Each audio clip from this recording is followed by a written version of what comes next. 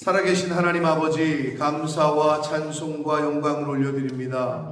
오늘도 저희들의 생명을 허락하시고 새로운 한 날을 맞이하게 해주시고 건강도 주시고 저희들의 발걸음을 아버지의 집으로, 주님의 몸된 교회로 이 은혜의 보좌 앞으로 옮겨주셔서 하나님께 찬송을 올려드리며 기도할 수 있게 하시며 생명의 말씀을 듣게 하시니 아버지 감사합니다.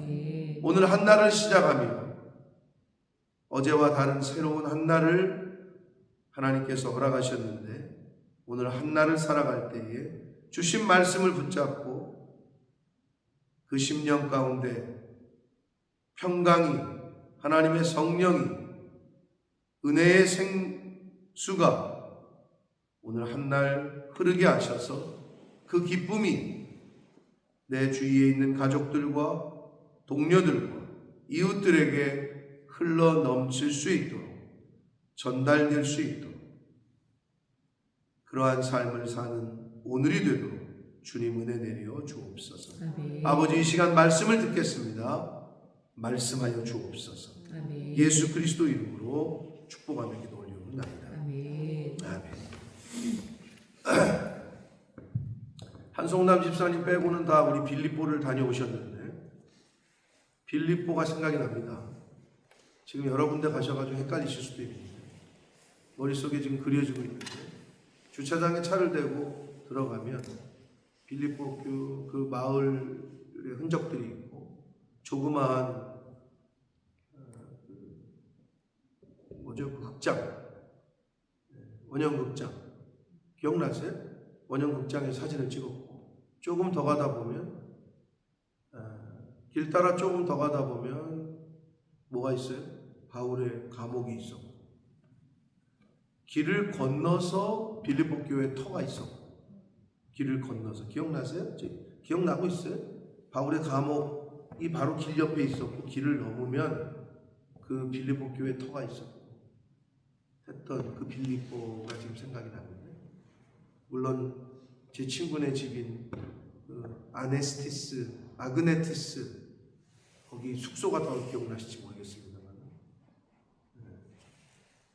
아무튼 그 빌립보가 지금 생각이 납니다. 당시에는 마게도니아, 그리스의 북쪽 지방을 마게도니아라고 불렀는데 그 마게도니아 지방에 있었던 이 빌립보 교회가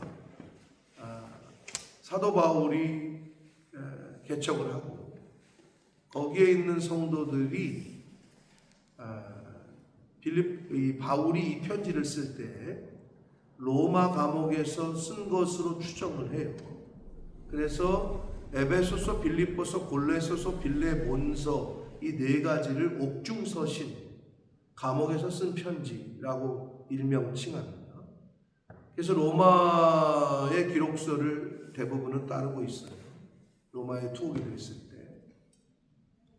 근데 이제 이 빌립보 교회 성도들에게 바울이 지금 하고 있는 얘기는, 자신이 감옥에 갇혀 있을 때 쉽게 얘기해서 영치금, 윤석열 씨가 감옥에 가고 나서 영치금이 3억인가가 모였대잖아요.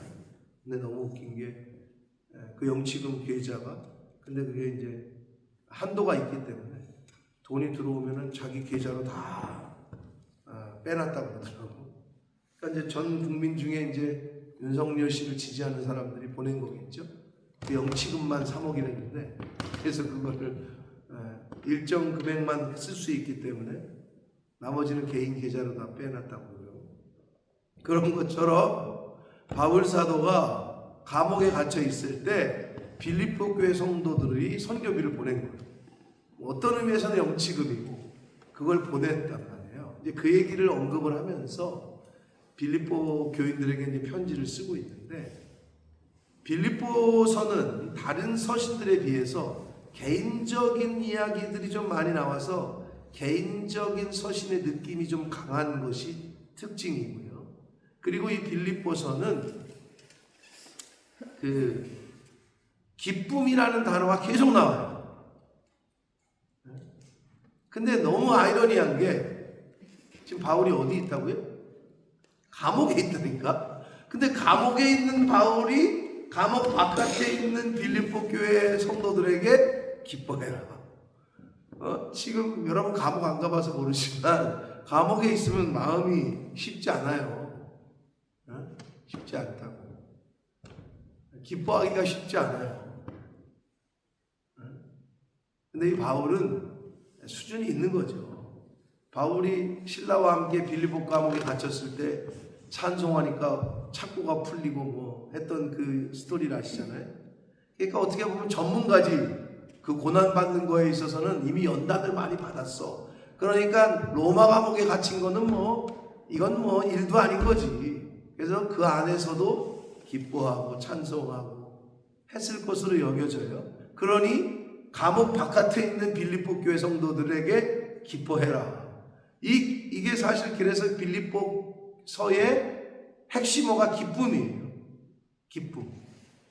근데 감옥에 있을 때 쓴 편지. 그러니까 아이러니한 거죠.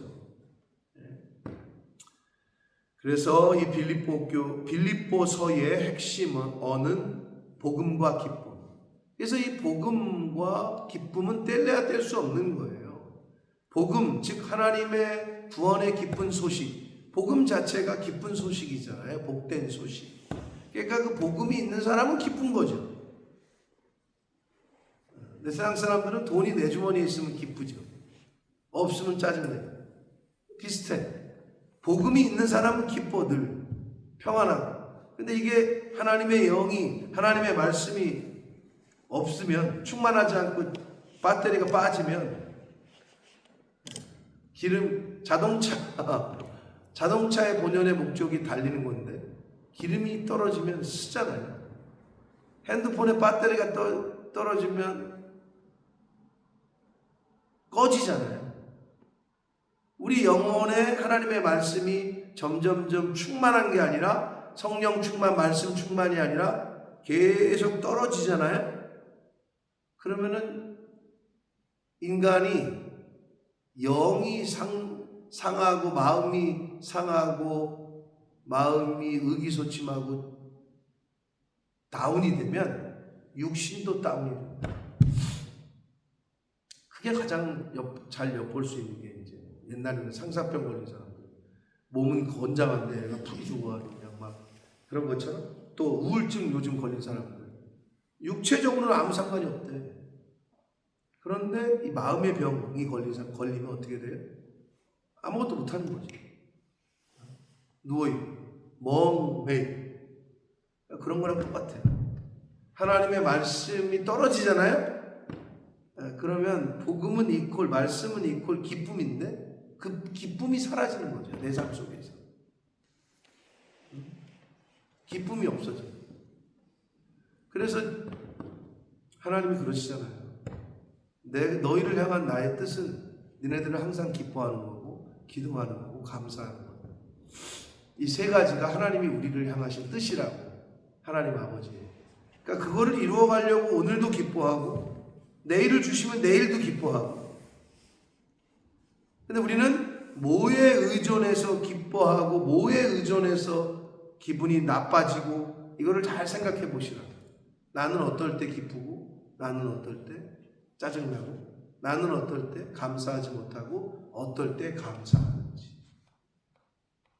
이거를 좀 잘 생각해 보면 내가 뭐에 영향을 받고 있는지를 엿볼 수 있는 건데, 바울은 지금 감옥이라는 환경과 상황, 누가 봐도 기쁨이라고는 찾아볼 수 없는 환경적인 상황적으로 환경적으로 기쁨의 얘기가 나올 수 없는 거란 말이에요. 그런데 빌립보서의 주제가 기쁨이라고.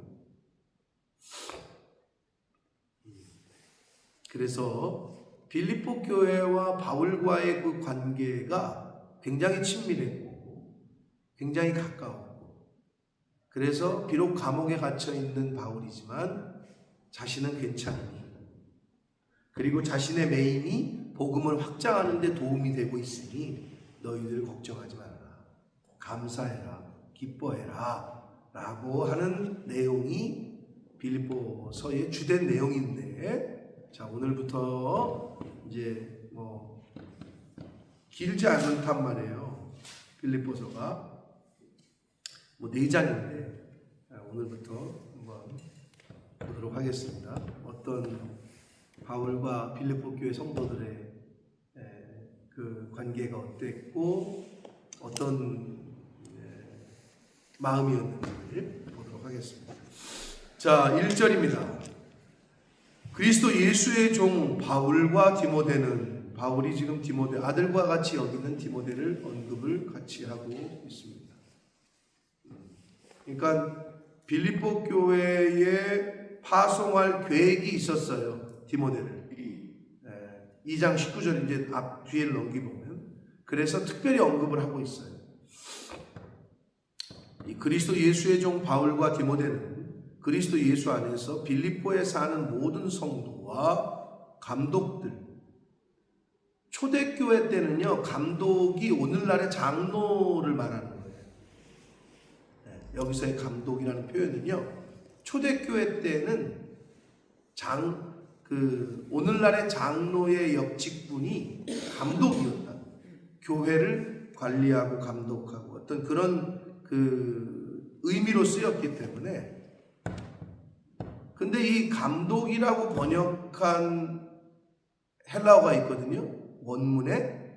근데 원래 의미는 직역을 하면 영혼을 돌보는 자라는 뜻이에요.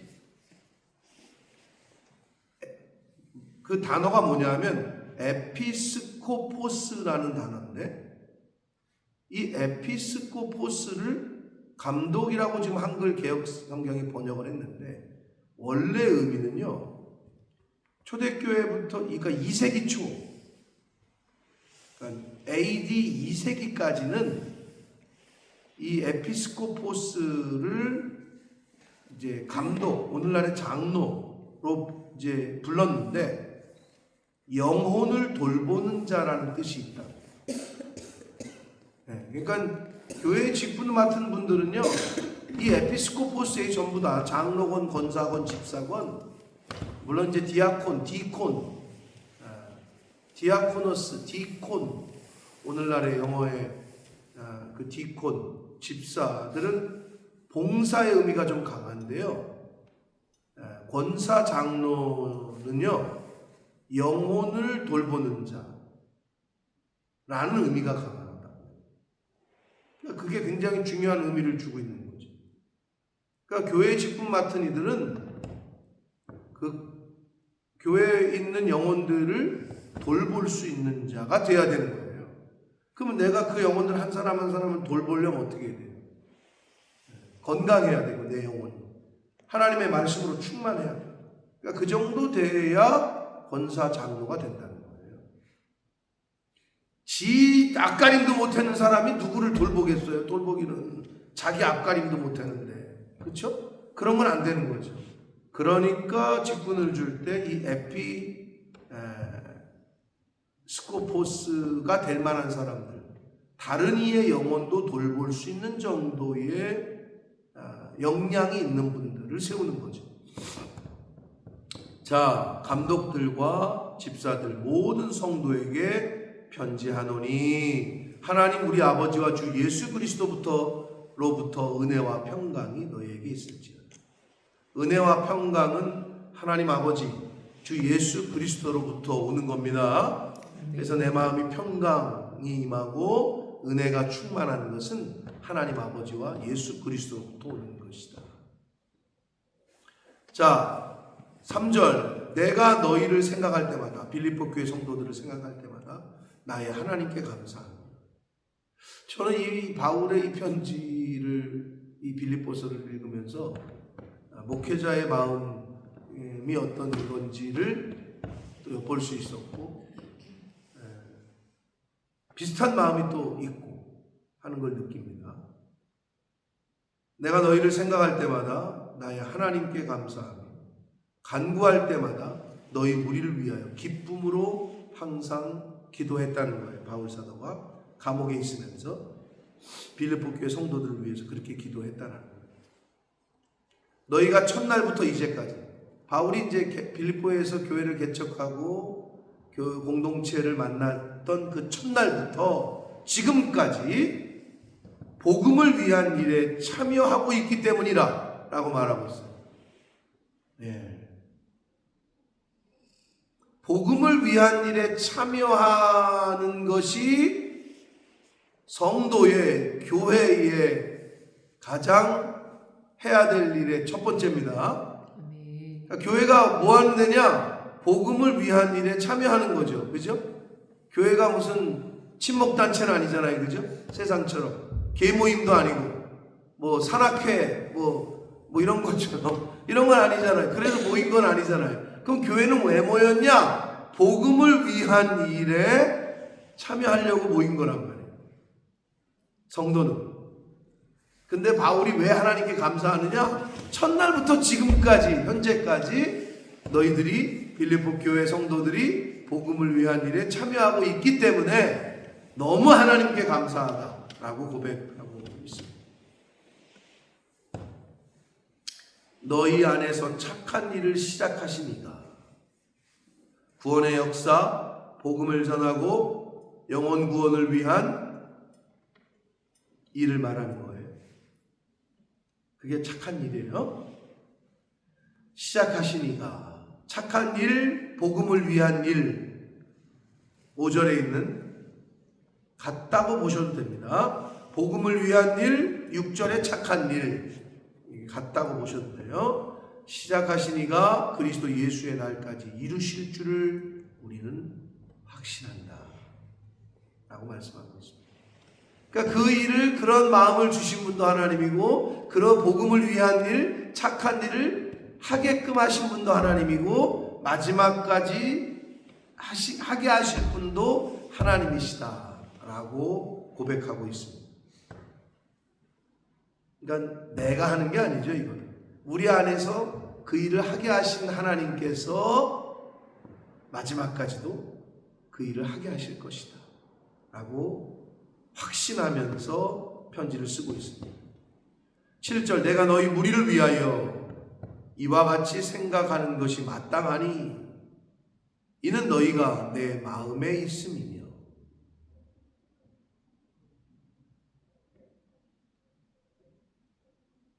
여러분, 교회는 주님의 몸된 교회잖아요. 그렇게 표현하잖아요. 우리가 머리가 예수 그리스도니까 교회의 머리가.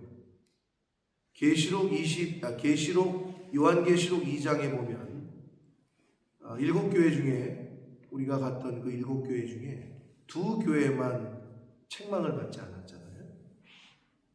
서머나하고 빌라델피아 책망을 받지 않았는데, 교회는 교회와 성도 간의 관계 가운데 목회자가 그리워하는 교회가 되어야 되고, 교회가 성도들의 무리니까, 교회라는 말 이퀄 성도 같은 말이에요. 에클레시아, 성도들의 무리, 그게 교회라는 이제 대명사가 됐으니까 성도도 목회자를 그리워하고 사모해야 돼요. 이런 관계가 되어야 됩니다. 너희가 내 마음에 있음이며, 나의 메인과, 즉 감옥에 있는 거죠. 복음을 변증하고 복음을 전하고 복음을 확정함에 있어, 한마디로 전도함에 있어서 너희가 다 나와 함께 은혜에 참여한 자가 된다. 바울의 복음 전파에 빌립보 교회 교인들이 함께 참여했다는 거예요. 물질적으로, 영적으로. 실제로 빌립보 교회 성도들은 기도만 한 게 아니라 그리스의 빌립보를 생각하세요. 그리고 로마를 생각하세요. 거리적으로 꽤 멀잖아요. 뭐 기도해 줄게요 아니라 실제적인 재정을 보내면서 바울 사도를 서포트했다.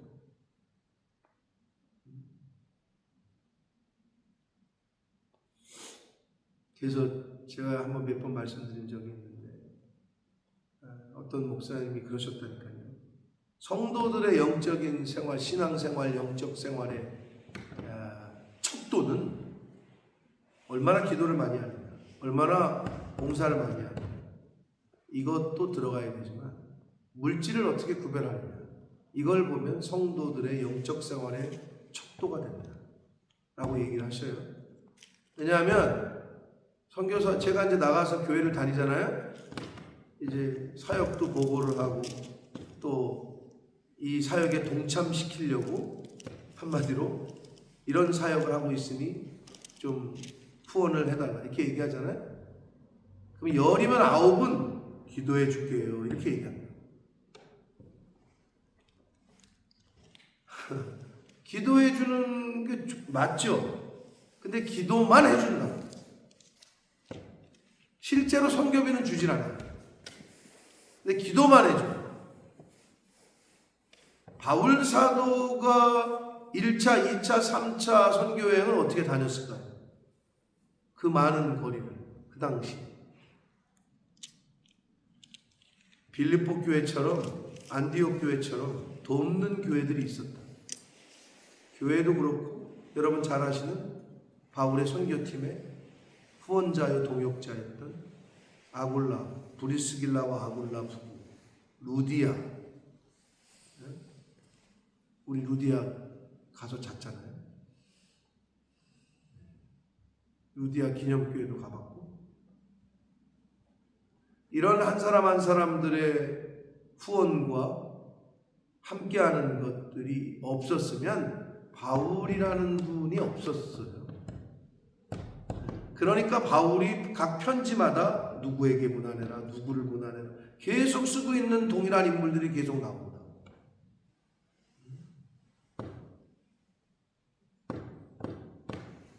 그래서 이 빌립보 교회가 바울이 지금 어떤 마음으로 지금 감옥에서 이런 말을 하는지 조금 오버랩이 됐어요. 너희가 내 마음에 있는데 나의 메임과 복음을 전도함에 있어서 복음을 전하고 확정함에 너희가 다 나와 함께 은혜에 참여한 자가 됐다. 바울이 했지만 혼자 했다고 얘기하지 않는 거예요. 내가 복음을 전하는 건 내가 한 게 아니라 너희들이 나와 함께 한 거다 라고 말씀을 하고 있습니다. 저도 마찬가지죠. 우리 교회 성도님들의 우리 교회의 섬김과 또 후원이 없으면 여기 존재할 수도 없고 또 사역을 감당할 수가 없었겠죠. 지난 20년 동안. 8절 내가 예수 그리스도의 심장으로 너희 무리를 얼마나 사모하는지 하나님이 내 증인이시다. 제가 이 말씀을 한참 묵상했는데 과연 나는 이 마음이 있는지 여러 가지 마음이 들었어요. 바울이 지금 이게 어떤 마음으로 하는 건지. 그래서 목회자는 내가 섬기고 있는 교회와 성도들을 향하여 바로 이런 자세가 있어야 함을 또 깨닫게 해주셨어요. 이거는 우리도 마찬가지예요. 여러분이 교회를 섬길 때, 여러분이 다른 한 사람 한 사람을 섬길 때 예수 그리스도의 심장으로 너희 무리를 얼마나 사모하는지 하나님이 내 증인이시다. 이 마음이 저와 여러분에게 있기를 축복합니다. 9절 내가 기도하노라 너희 사랑을 지식과 모든 총명으로 점점 더 풍성하게 하사.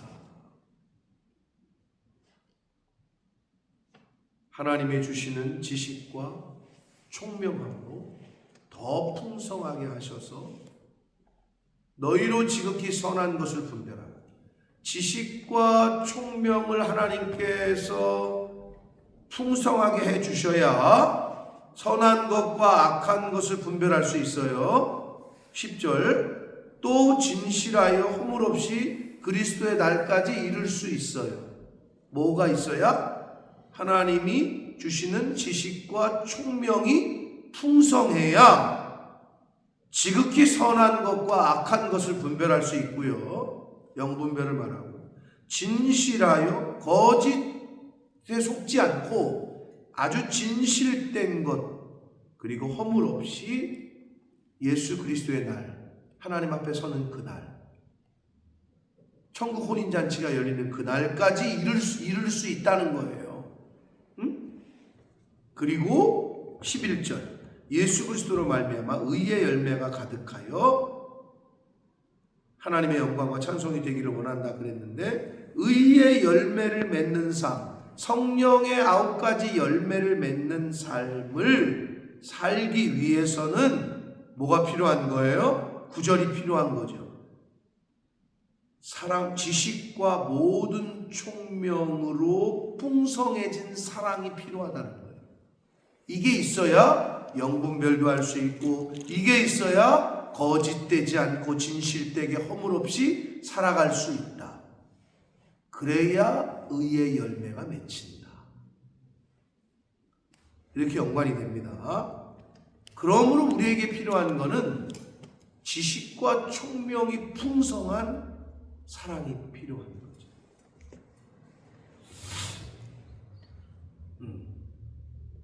아주 중요한 말씀입니다. 사랑하는 성도 여러분, 우리의 인생이, 우리의 삶이 열매가 맺히는 삶, 열매 맺는 삶이 되길 원합니다. 근데 어떤 열매? 의의 열매.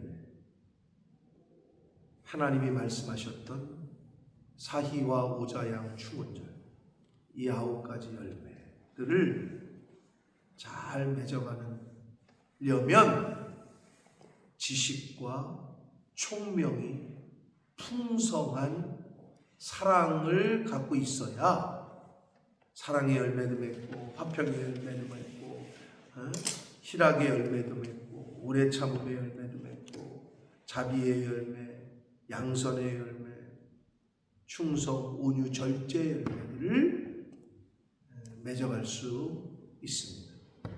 네. 그렇게 의의 열매가 가득한 삶을 맺어가는 삶을 살 때에 하나님의 영광이 되고, 하나님께는 영광이 되고, 또 찬송이 되는, 야, 저분 참 보면 하나님이 살아계시네, 야, 저분을 뵈면 정말 예수님이 있긴 있나 보네. 하나님께 영광이고 찬송이 그런 거죠. 그죠? 부모에게 영광이 뭐예요? 자식이 잘 될 때, 자식이 주변에서 쓰임받고 할 때, 아유 참 잘 키웠네, 뭐 이런 말 듣잖아요. 그러니까 우리가 하나님의 자녀라면, 아유 저 사람을 보면, 저분을 보면, 저 장로, 집사, 권사, 목사를 보면 하나님이 계시긴 계신가 보네. 하나님의 영광을 얻으시고 하나님께 찬송이 되고, 저 교회는 참 없어서는 안 돼, 본모습에 꼭 있어야 돼, 이가 돼야 되는데 저건 언제 없어져, 저거 빨리 사라져야 되는데, 그러면 안 되잖아요. 그럼 하나님의 이름을 망령되게 일컫게 하는 거죠. 그게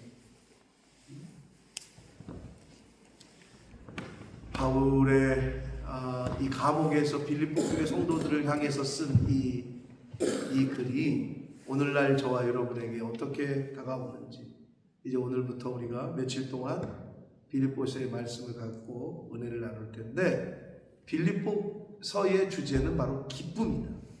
희락. 성령의 9가지 열매 중에 사랑 다음에 사랑, 희락, 사희, 희락에 대한, 기쁨에 대한 이야기입니다.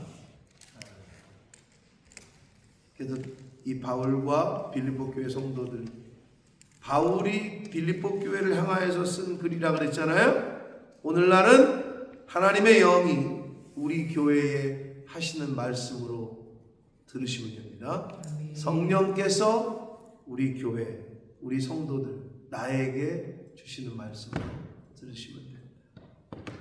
그래서 아까 기쁨의 찬양도, 찬송도 우리가 불렀는데, 기쁜 날 기쁜 날 주 나의 죄 다 사하신 날. 자, 오늘 하루 성령 안에서, 말씀 안에서 기쁨이 넘치는 한 날을 사시고, 그 여러분의 내면에서 흐르는 그 기쁨이 주변 사람들에게까지도 흘러가는 그러한 복된 한 날을 사시는 저와 여러분이 되시기를 예수 그리스도 이름으로 축복합니다. 살아계신 하나님 아버지, 감사와 찬송과 영광을 올려드립니다. 아버지 감사합니다. 생명을 주셨으니 얼마나 더 이거보다 더 기쁜 것이 어디 있겠습니까? 일확천금을 얻어도 죽었으면 기쁨이 아니라 기뻐할 수도 없고, 그러나 하나님이 생명을 주셨고 새날을 주셨고 건강도 주셔서 저희들이 이 자리에서 주님의 몸된 이 교회에서 찬송도 드리며 기도하며 말씀을 듣게 하시니 주님 감사합니다. 아멘. 아버지, 바울 사도가 감옥에서 빌립보 교회와 성도들을 향하여 기뻐하라고 말합니다. 감옥과 같은 삶을 살고 있는 이들이 있습니까? 이 세상이 감옥과 같고 지옥과 같은 삶을 살고 있는 이들이 있습니까? 성령께서 말씀하시는 그 음성의 귀를 기울이게 하여 주옵소서. 아멘. 하나님이 말씀하시는 주 안에서 기뻐하라. 이 말씀이 바로 오늘 나에게 주시는 말씀인 줄 알고 의의 열매, 희락의 열매를 맺어가는 한 날이 될 수 있도록 성령 하나님 임마누엘로 함께하여 주옵소서. 아멘. 예수 그리스도 이름으로 축복하며